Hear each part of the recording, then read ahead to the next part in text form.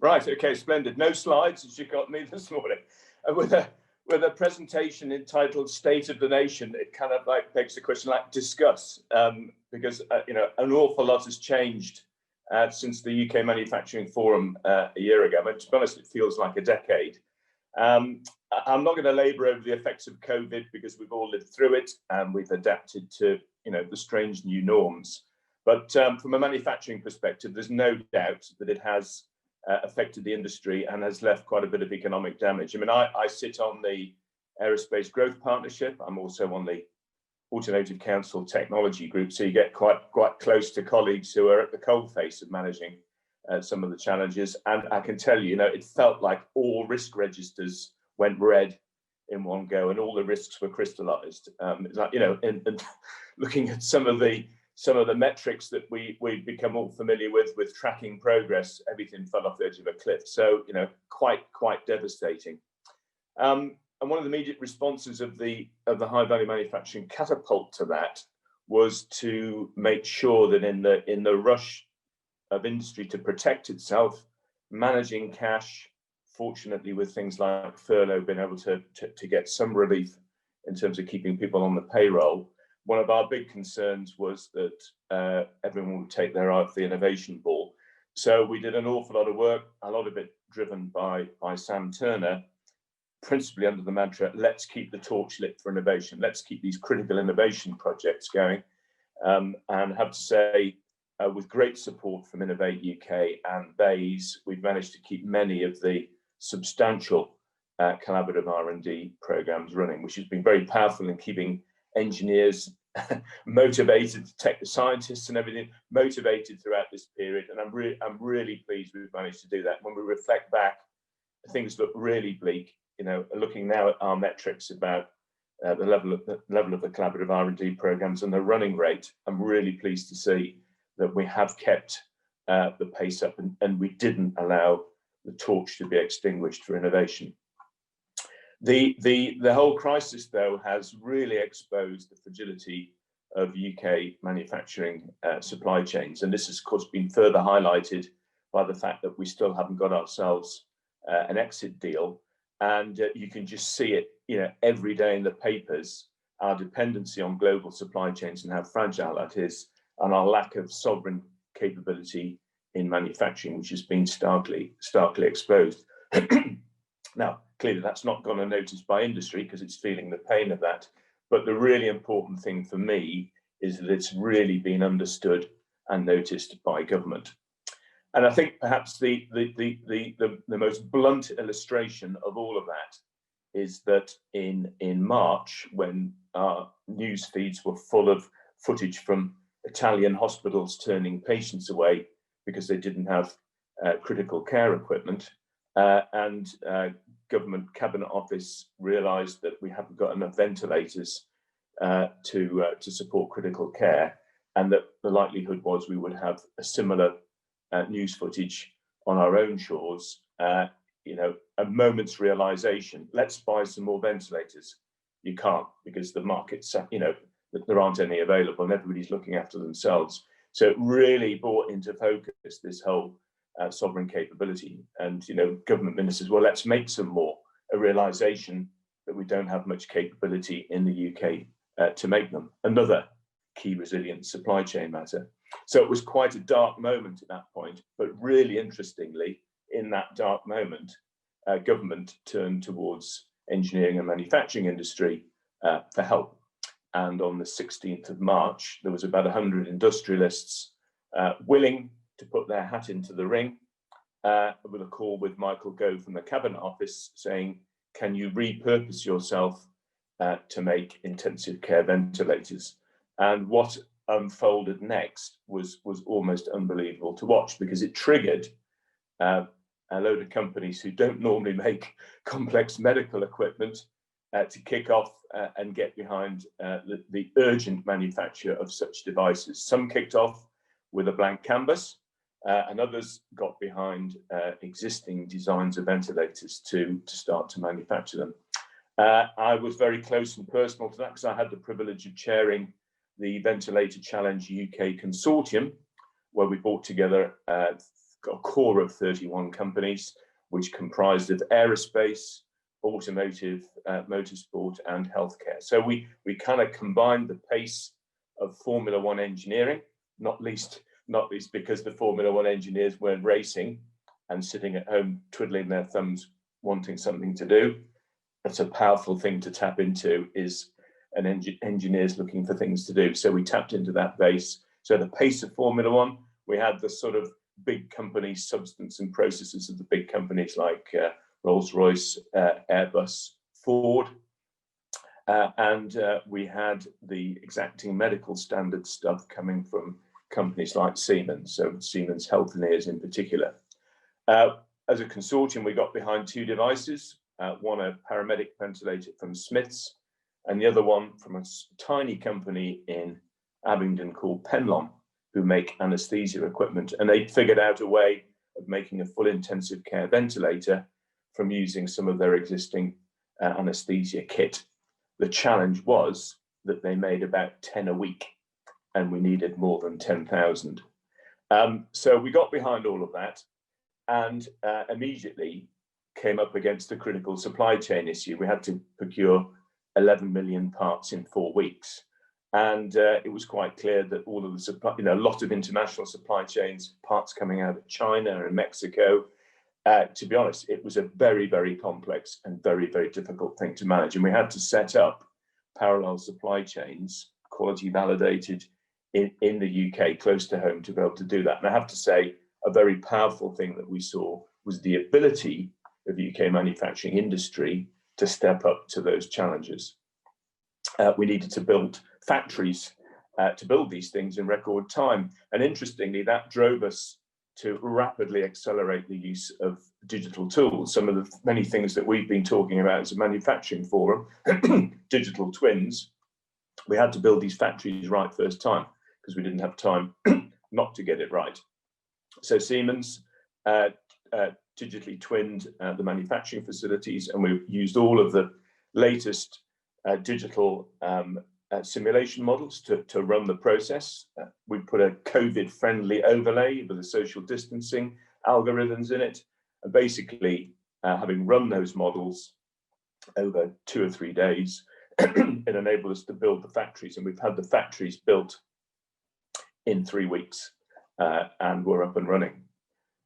We had to train nearly 5,000 people in a COVID-safe way.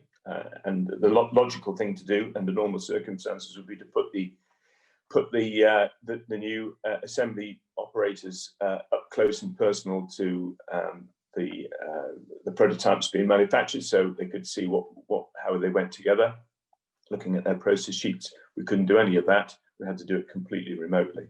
So we looked towards all the work that we've done in the High Value Manufacturing Catapult on virtual reality and augmented reality in the workplace. So with MTC, with the AMRC, Factory 2050, we have been working with these tools for some time. So we had no time to prevaricate. We knew those tools worked in principle and were extraordinarily powerful. We had to drop on and use them immediately. So we were using hundreds, literally hundreds, of Microsoft HoloLens kits with remote training, so people had access exactly to the kind of line side operators, to getting all the tips and wrinkles, looking at the process sheets, which were all, of course, in the cloud, so people could access them, and it was incredible. We managed to train all of these people entirely remotely using these incredibly powerful tools. As a consortium, in order, different companies coming together, we had to have open data. And this is a thing that we talk a lot about, a lot of hand-wringing data sharing between competitors, but we had no choice to do that. And because we had open data, everybody had access to the same data 24 hours a day on the cloud, and we saw the power of that working. And it's once we've seen it, it's almost like you can't go back when you've seen the power of that happening. Having built the factories over the sort of 3-week period, over the following next 12 weeks, we built 13,400 ventilators for the NHS, peaking towards the end at over 400 units a day. So all these, the processes, everything we put in place was absolutely humming, singing along. It was fantastic to see it. It was almost a shame to stop when we'd reached the government's capacity. But a fantastic thing to see industry step up and do that. And the reason I'm telling you the story, not least because it's an interesting piece of engineering and excuse me, engineering and manufacturing daring do. The reason I'm telling you the story is it has made us think very differently about new product introduction, collaboration and teamwork. And a lot of the people involved, bearing in mind these are big companies, is saying, why can't we work like this all the time? Why do we hold back from using such powerful tools, as I've just described? Why are we so risk averse to adopt these things when the rewards are so high? And yeah, not everything worked right first time for us, but when you weigh up the reward side versus taking a relatively modest risk of implementing some of these things, there was just no equation. I mean, so it left us all thinking, what is it that stops us from doing these things? So the crisis really has, in many respects, although it's been hugely difficult for manufacturing, it has seen the best in manufacturing, and ventilators are just one example. We've seen great things in PPE manufacture, showing flexibility, adaptability, and inventiveness, and vaccines. The Vaccines Task Force report is just out last week, and it's well worth a read. It's fascinating to see not just the rapid response of vaccines, of the science, but also the manufacturing. And it's really interesting to see that we've developed real supply chain resilience within the UK. And in particular, on our own patch within the HVM Catapult, CPI, Centre for Process Innovation, the National Biologics Manufacturing Centre, are becoming a major centre for the development of messenger RNA therapeutics. So fantastic, because it's not just about fixing COVID. Messenger RNA looks like a fantastic future therapeutic. UK-based capability, great to see response. A lot of it, of course, government driven, is to put resilience into the UK.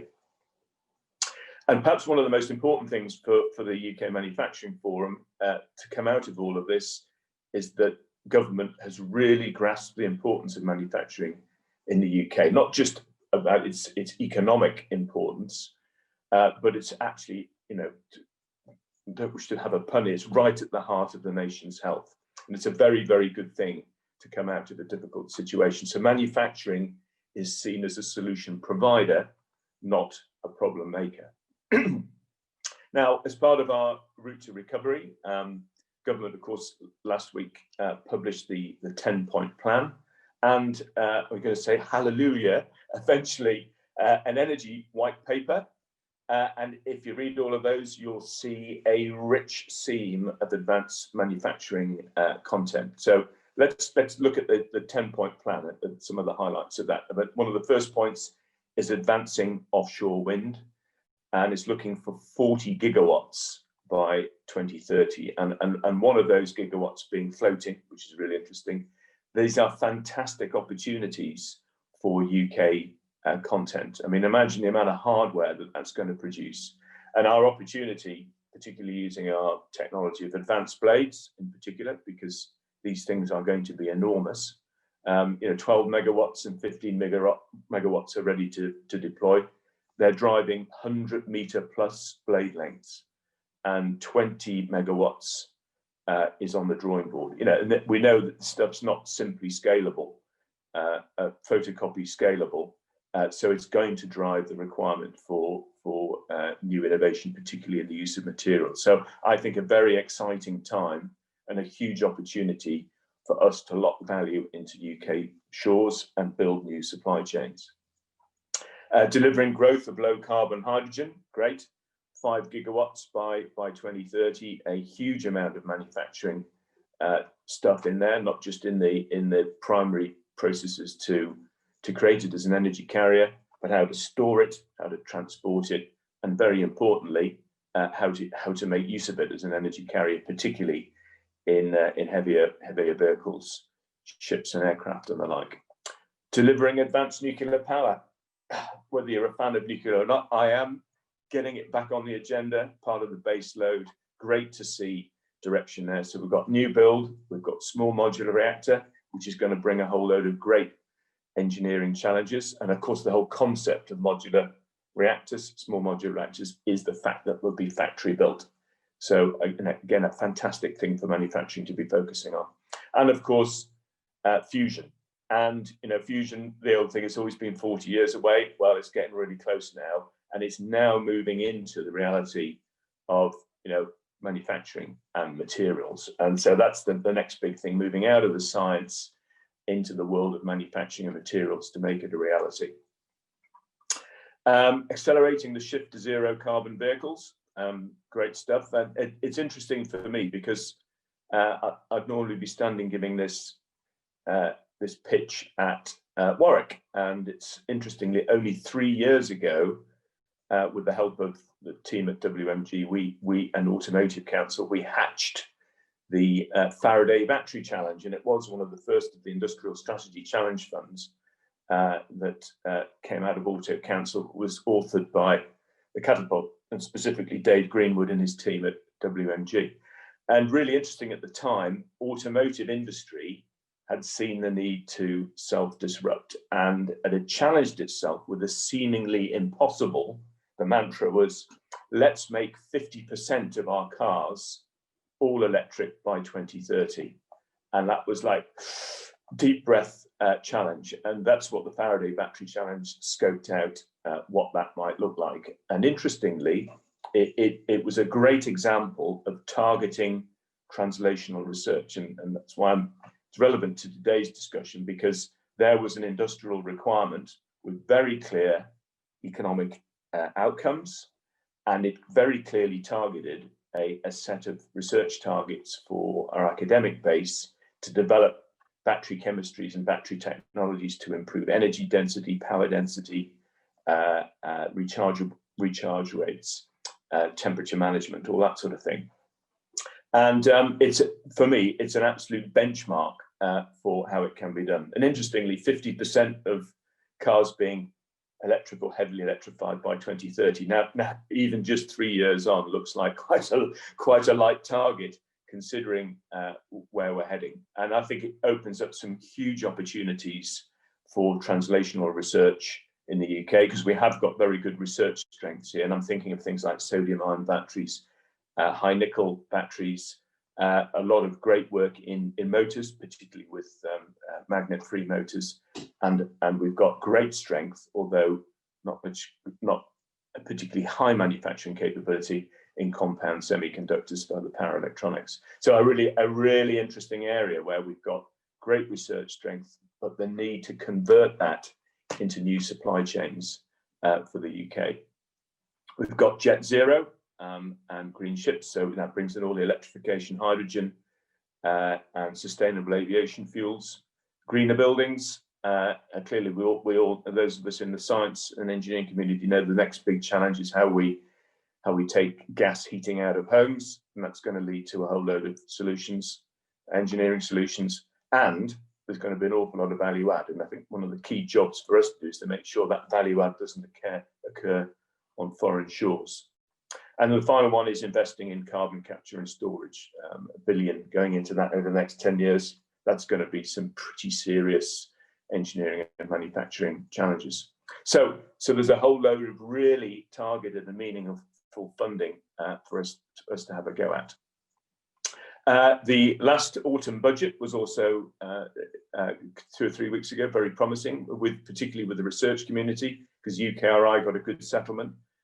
Research Council's got a 3-year deal, 8% year-on-year growth, and there's a willingness to invest these very large sums of money in R&D. And I attended the UKRI conference, which brought all of the councils together a couple of weeks ago, looking at 2 years on what's worked well and what could we do better. And it was very interesting to see this whole pull on the research community driving research through into implementation. So that was very much at the heart of that. So it was very much a strong conversation. And yesterday We had a House of Lords inquiry, which I contributed to. And a key part of that, again, was how do we make the translational research space work better? So all the stuff that we've been wringing our hands with within manufacturing form, how do we get the system to work better to pull research through into reality, is very much on the agenda.